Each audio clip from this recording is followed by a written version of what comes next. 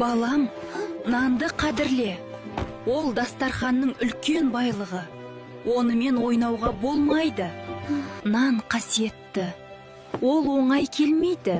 Сондықтан әр тілімді бағала. Балам, қарашы. Бұл комбайн. Ол егінді жинайды. Комбайншы болу ген абыройлы жұмыс. Бір күні мен сол комбайнды да айдаймын.